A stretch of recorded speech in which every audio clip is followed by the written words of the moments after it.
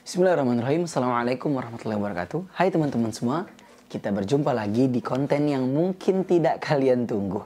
Tapi saya harus melanjutkan konten ini. Nah, kalau di konten sebelumnya saya membahas mengenai bagaimana Nabi Musa menenggelamkan Fir'aun, maka pada konten ini saya akan bercerita dengan judul Nabi Musa melawan Fir'aun dan para penyihirnya.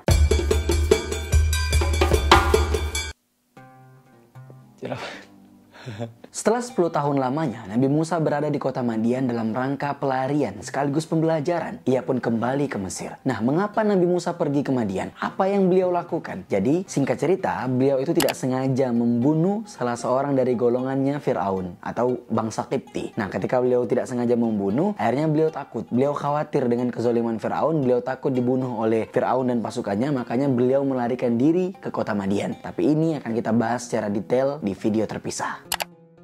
Nabi Musa alaihissalatu wassalam ini memulai perjalanan. Nabi Musa pergi bersama keluarganya, pergi bersama istri dan anaknya, juga beberapa ekor kambingnya. Maka Nabi Musa pergi di saat malam hari di kondisi gelap dan dinginnya malam. Beberapa riwayat mengatakan kalau Nabi Musa ketika di perjalanan ini beliau tersesat, beliau kehilangan arah gitu loh. Beliau nggak tahu ini belok kiri apa belok kanan gitu. Loh, kok bisa Nabi Musa tersesat? Memangnya Nabi Musa tidak tahu jalan? Nah, karena memang ya ketika Nabi Musa melarikan diri dari Mesir ke Madian, ya beliau tidak tahu arah gitu loh. Beliau hanya melarikan diri saja. Maka ketika beliau ingin kembali, ya beliau tidak tahu arah. Beliau tidak tahu jalannya mau kemana gitu loh. Nah, mereka ini berada pada kondisi yang tidak mengenakan. Malam dengan gelap gulita dan cuaca yang amat sangat dingin.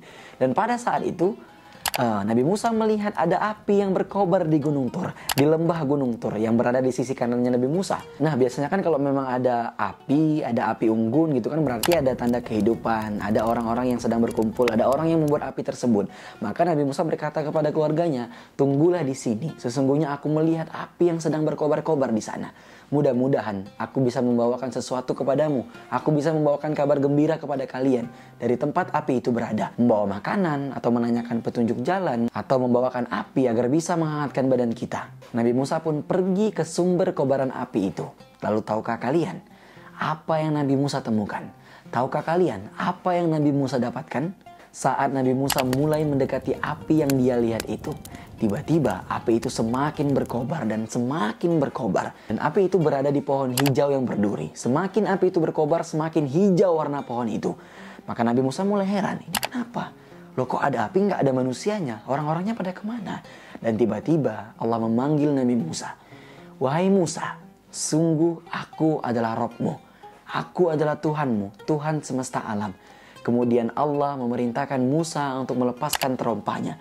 Allah memerintahkan Musa untuk melepaskan sendalnya. Loh, kenapa? Dikatakan bahwa Nabi Musa ini sedang berada di lembah tua atau lembah yang amat sangat suci. Dan dikatakan bahwa sendal Nabi Musa itu terdapat najis. Jadi Allah memerintahkan Musa untuk melepaskan sendalnya. Allah mengatakan, "Sungguh, aku adalah Allah. Tidak ada Tuhan selain aku. Maka sembahlah aku dan laksanakan sholat untuk mengingatku." Lalu Allah bertanya kepada Nabi Musa, "Apa yang selalu engkau bawa itu, wahai Musa?" Allah bertanya bukan berarti Allah tidak tahu, melainkan Allah ingin mengajarkan sesuatu. Maka Nabi Musa menjawab, "Ini adalah tongkatku ya Allah. Aku bertumpu padanya. Aku menggunakannya untuk menebas dedaunan agar kambingku bisa makan. Aku menggunakannya untuk ini, aku menggunakannya untuk itu, dan masih banyak manfaat dari tongkat ini." Maka Allah berfirman kepada Nabi Musa, "Lemparkanlah tongkatmu itu, wahai Musa." Dan saat itu Nabi Musa melemparkannya. Tiba-tiba tongkat itu berubah menjadi ular yang amat sangat besar yang merayap dengan sangat cepat. Dan Nabi Musa ini ketakutan ketika melihat ular itu. Beliau lari saking takutnya, dan Allah langsung memanggil Musa, "Wahai Musa, kembalilah dan janganlah engkau takut. Sesungguhnya engkau termasuk orang-orang yang aman," kata Allah.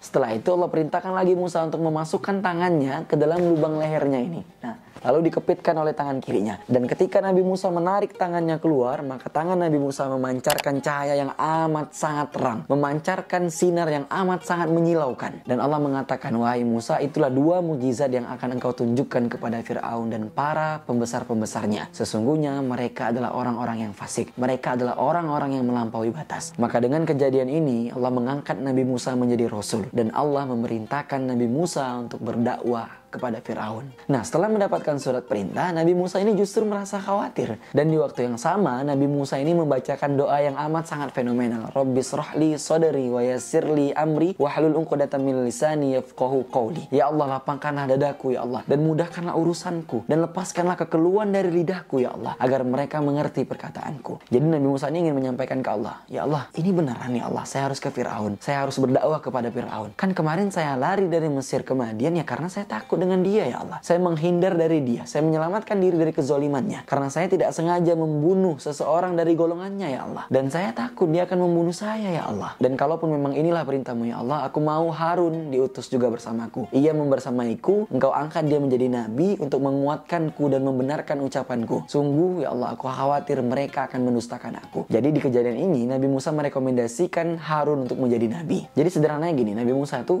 takut, khawatir ya. Kenapa? Karena dia Nabi Musa tuh merasa ada salah gitu loh. Nabi Musa merasa memiliki salah terhadap Fir'aun karena tidak sengaja membunuh salah seorang dari bangsa Fir'aun. Nah, ini juga seru nih. Apa maksud dari doa Nabi Musa? Lepaskanlah kekeluhan lidahku. Nah, karena memang cerita yang tersebar adalah bahwa Nabi Musa ini adalah orang yang cadel, orang yang luka lidahnya. Apakah benar seperti itu? Apakah benar Nabi Musa adalah seorang yang cadel, tidak sempurna bicaranya? Maka ini akan kita bahas di video terpisah.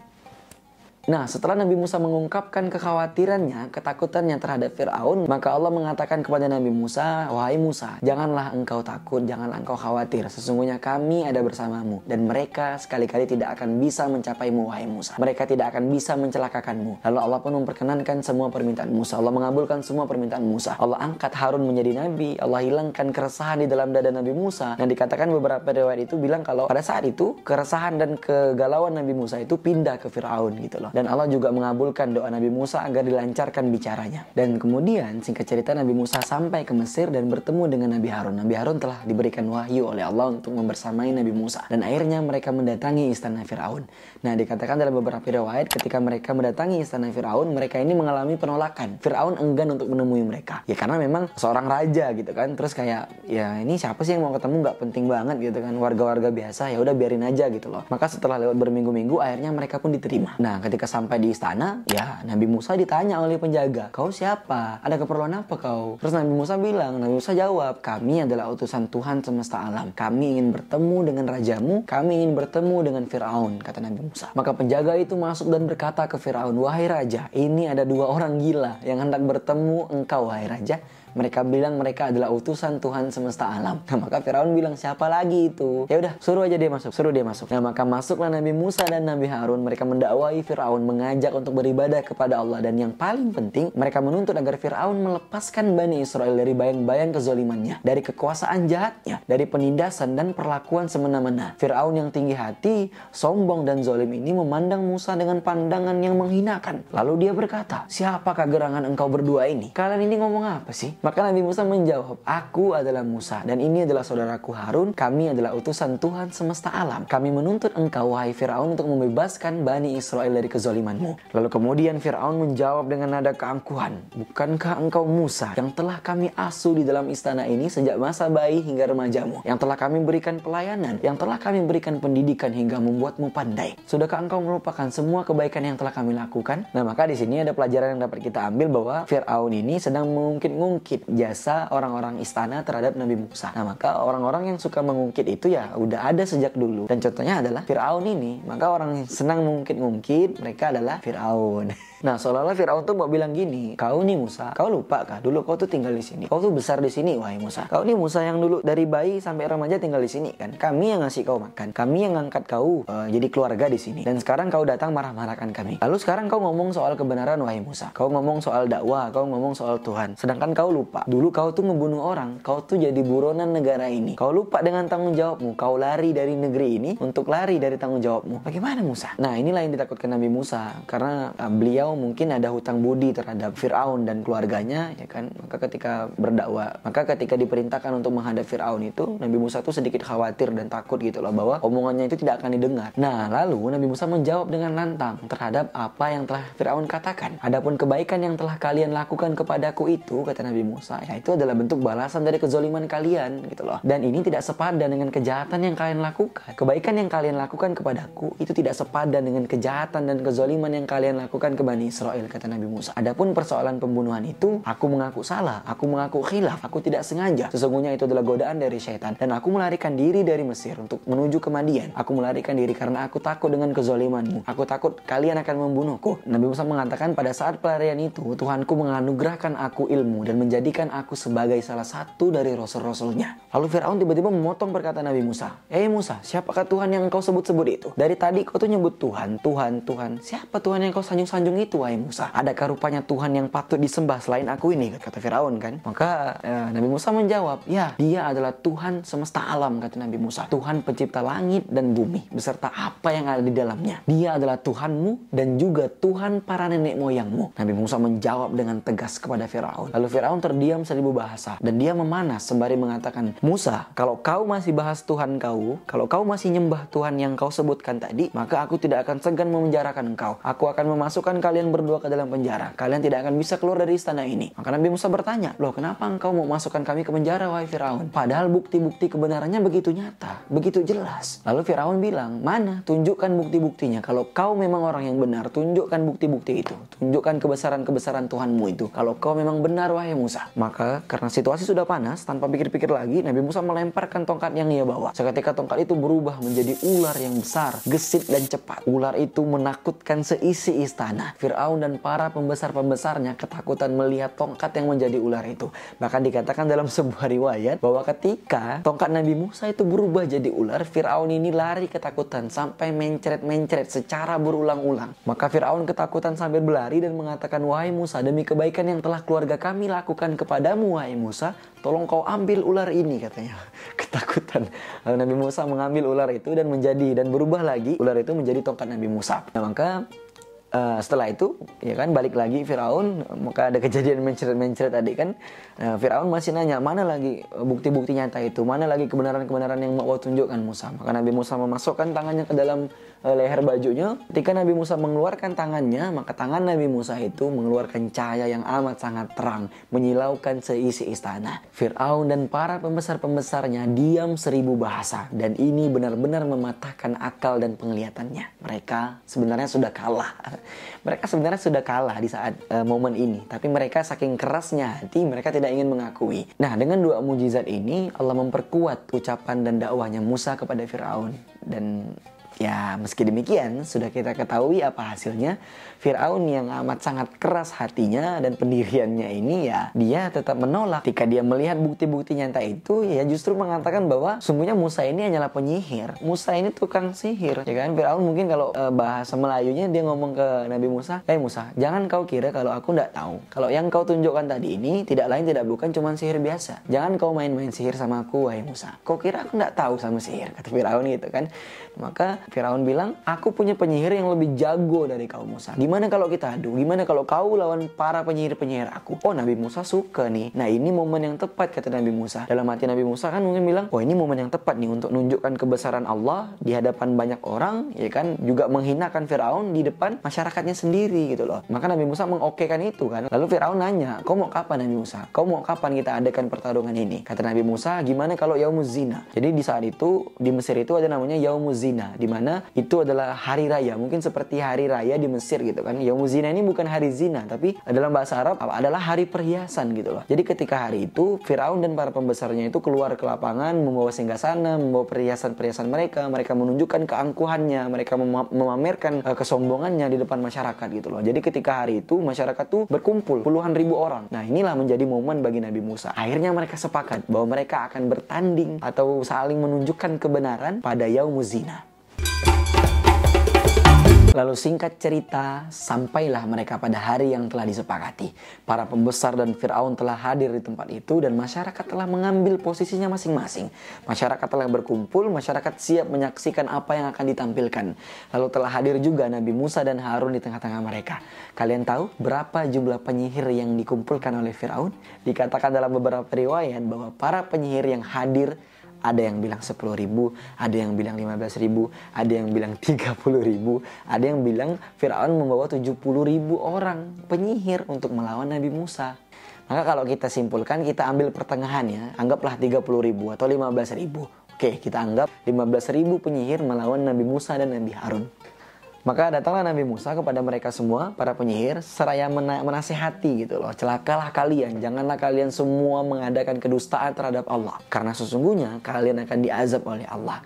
Maka para penyihir ini bertanya ke Firaun, "Hei, wahai Firaun, engkau mengumpulkan kami sebanyak ini hanya untuk melawan 2 orang ini?" Firaun mengatakan, "Ya udah, lawan saja dulu, habisi dulu mereka, bunuh dulu mereka, jangan remehkan mereka." Maka kata para penyihir, "Kalau begitu Firaun, apa balasan yang akan kami dapatkan setelah kami memenangkan pertandingan ini?" Kata Firaun, "Sesungguhnya kalian akan mendapatkan hadiah yang amat sangat banyak dan kalian akan menjadi orang-orang terdekatku. Kalian akan menjadi penasihat-penasihatku." Maka para penjilat ini sebenarnya sudah ada sejak dulu gitu loh, tidak perlu menunggu sekarang ya kan, menjilat atau berbuat baik kepada seseorang karena mengharapkan posisi, ya, itu sudah biasa. Maka jangan heran kalau sekarang terjadi seperti itu. Nah, maka berbarislah mereka para penyihir, lalu mereka bertanya kepada Nabi Musa, "Hei, wahai Musa, siapa yang lebih dulu melempar? Kami semua atau engkau yang dulu melempar?" Maka Nabi Musa bilang, "Oh silakan, kalian dulu yang melempar. Kalian dulu, silakan." Kata Nabi Musa gitu kan. Nah, maka mereka melemparkan tali dan tongkat-tongkat yang mereka miliki. Maka seketika semua itu seolah-olah berubah menjadi ular gitu. Jadi ini mereka tipu daya mereka itu adalah mengubah pandangan-pandangan masyarakat itu seolah melihat bahwa tali dan tongkat yang mereka lemparkan itu menjadi ular, padahal enggak gitu loh. Padahal hanya bergerak-gerak doang gitu loh. Dan ketika mereka melemparkan tongkat dan tali-tali mereka itu, mereka sambil berteriak, "Demi kekuasaan Firaun, pasti kamilah yang akan menang wahai Musa." Karena sihir mereka ini terlihat tampak hebat dan kuat, ya ada sedikit ketakutan yang muncul di hati Nabi Musa. Gimana kalau aku kalah? Aku akan malu-maluin gitu loh. Aku akan hina di hadapan mereka, kata Nabi Musa. Maka Allah berkata kepada Nabi Musa, "Janganlah engkau takut wahai Musa, sesungguhnya engkaulah yang akan menang. Engkaulah yang akan menang wahai Musa. Lemparkanlah tongkatmu." Lalu dilemparkan tongkat Nabi Musa, maka menjadi ular yang amat sangat besar. Ini baru the real tongkat yang berubah jadi ular, sedangkan mereka itu hanya seolah-olah terlihat seperti ular. Ini berubah menjadi ular yang amat sangat besar, dengan mudah menelan dan melenyapkan semua sihir mereka. Nah, para penyihir itu mereka ketakutan dan mereka keheranan dengan apa yang mereka lihat. Loh, ini tidak pernah ada sebelumnya. Ini tidak pernah saya lihat kayak gini gitu loh.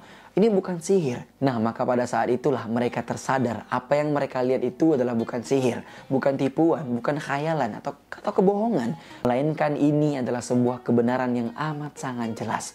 Maka kata Ibnu Katsir, Allah membukakan tabir kelalaian para penyihir ini, Allah membukakan hati mereka, lalu mereka diberi petunjuk oleh Allah. Mereka pun para penyihir ini langsung bersimpuh dan bersujud seraya berkata, "Amanna bi rabbil alamin, Rabbi Musa wa Harun." Sungguhnya kami beriman kepada Tuhan semesta alam, yaitu Tuhannya Musa dan Tuhannya Harun. Maka ketika Firaun melihat dan menyaksikan bahwa penyihir-penyihir yang dia kumpulkan beriman kepada Tuhannya Musa dan mengikuti Nabi Musa, Firaun memanas, memerah dan mengatakan, "Hei, beraninya kalian bilang beriman sebelum aku mengizinkan kalian? Bukankah aku yang bayar kalian semua nih? Bukankah aku yang memberikan upah kepada kalian? Aku yang mengumpulkan kalian semua. Kenapa kalian berbuat tanpa seizin aku? Kalian kira aku tidak tahu? Sesungguhnya Musa ini adalah pimpinan kalian semua, dan dia telah mengajarkan sihir kepada kalian, dan kalian bersekongkol kan? Kalian kerjasama terhadap Musa. Kalau kalian berani beriman kepada apa yang Musa imani, maka aku akan salib kalian dan potong kaki tangan kalian secara bersilang." Nah, maka Firaun ini sudah terlanjur malu, ya kan? Orang-orang yang tadinya membela dia tiba-tiba mengikuti Musa gitu loh. Maka Firaun ini memberikan pelajaran juga kepada masyarakat yang sedang menyaksikan, siapapun dari kalian yang berani melakukan hal yang sama, maka akan berakhir seperti penyihir-penyihir ini. Nah, maka kata penyihir-penyihir itu, "Oh, kami tidak peduli Firaun, kami tetap akan beriman kepada Tuhannya Musa. Sesungguhnya ini adalah bukti yang amat sangat nyata dan amat sangat jelas." Ya, karena memang Allah telah memberikan hidayah kepada penyihir-penyihir ini. Lalu mereka berdoa, "Ya Allah, limpahkanlah kesabaran kepada kami dan matikanlah kami dalam keadaan beriman." Maka mereka para penyihir dipotonglah kaki tangannya secara bersilang dan mereka pun disalib oleh Firaun. Dan mereka lebih senang datang untuk menghadap Tuhannya daripada tunduk dengan Firaun. Maka kawan-kawan sekalian, kata Ibnu Abbas, pada pagi hari mereka adalah seorang penyihir. Namun di sore harinya mereka mati sebagai syuhada. Mereka mati dalam keadaan beriman kepada Allah. Karena ketauhidan mereka kepada Allah. Maka pada kisah ini Fir'aun kalah telak dan Musa memenangkan semua perselisihan. Semua pertandingan dimenangkan oleh Nabi Musa. Ia dihinakan di hadapan para pengikutnya. Ia dikalahkan di hadapan masyarakat Mesir. Ia dipermalukan. Ia malu semalu-malunya. Ia hina sehina-hinanya. Semua bukti-bukti yang begitu nyata itu ternyata belumlah cukup untuk membuatnya percaya dan beriman kepada apa yang dibawa oleh Musa. Justru ini semakin menambah kebencian dan kekafirannya. Karena Allah telah mengunci hatinya. Dan ini sesuai dengan apa yang tercatat di dalam Al-Quran. Allah mengatakan, walau annana nazzalna ilaihimul malaika. Ya, orang-orang kafir itu, orang-orang yang keras hatinya itu, walaupun kita datangkan malaikat, kita bangunkan orang-orang yang sudah mati, kita suruh malaikat dan orang-orang mati itu bicara kepada mereka ini, dan kita kabulkan semua keinginan mereka, semua permintaan mereka, niscaya mereka tidak akan pernah beriman. Malah sebaliknya, itu akan menambah kekafiran mereka. Jadi mau sejelas apapun bukti itu, senyata apapun kebenaran itu, kalau orang sudah hatinya keras, kekafiran itu menghujam di dalam hatinya, maka bukti sejelas apapun tidak akan mempan untuknya. Inilah yang terjadi pada Firaun. Dan hikmah yang amat sangat besar adalah untuk kita semua, untuk teman-teman semua, saya yang berbicara dan teman-teman yang menonton, betapa Allah begitu menyayangi hamba-hambanya. Kita yang mungkin merasa, bagaimana dosaku bisa diampuni, bagaimana dosa-dosaku bisa Allah maafkan, bagaimana aku sudah terlalu kotor, aku sudah terlalu banyak maksiat yang telah aku lakukan. Maka betapa Allah begitu menyayangi hamba-hambanya. Firaun yang zolimnya minta ampun, jahatnya bukan main, dan kejamnya tidak ada yang bisa menandingi. Masih Allah kirimkan 2 orang nabi, Allah utus 2 orang rasul untuk berdakwah kepada Firaun. Allah ingin memberikan kesempatan kepada Firaun. Allah ingin memberikan dia kesempatan untuk bertaubat, untuk kembali. Namun karena kekerasan hatinya, ia enggan untuk kembali. Ia menolak kebenaran-kebenaran itu. Maka akhir dari cerita ini adalah Firaun dan para pembesar-pembesarnya dikalahkan oleh Nabi Musa. Dipatahkan akalnya, diruntuhkan kesombongannya, diruntuhkan egonya. Nabi Musa berhasil memenangkan pertandingan ini. Namun itu tidak mampu membuat Firaun mengikuti Musa, beriman kepada Allah. Lalu mereka pun pergi dan berpisah dari perkumpulan itu, dari pertemuan itu. Maka kisah ini masih akan terus berlanjut. Saya Anggir Syafala Putra. Sampai jumpa di konten selanjutnya. Assalamualaikum warahmatullahi wabarakatuh.